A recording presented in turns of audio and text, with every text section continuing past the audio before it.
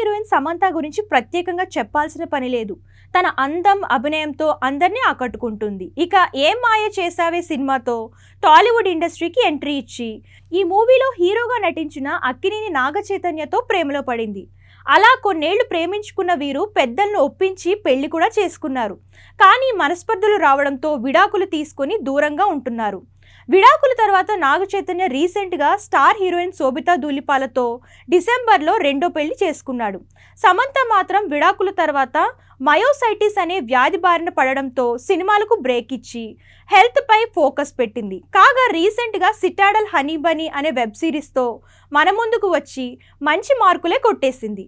అలాగే సోషల్ మీడియాలో ఫుల్ యాక్టివ్గా ఉంటూ తన ఫొటోస్, వ్యక్తిగత విషయాలను పంచుకుంటూ అభిమానులకు దగ్గరవుతూ ఉంటుంది.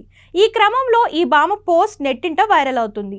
తాజాగా శామ్ ఇన్స్టాగ్రామ్ వేదికగా ఓ స్టోరీ పోస్ట్ చేసింది. అందులో ఈ బ్యూటీ చెన్నైలో బిహైండ్ వుడ్స్ నుండి 2 హాలో ఆఫ్ ఫేమ్ అవార్డులను అందుకున్న ఫోటోను షేర్ చేసింది.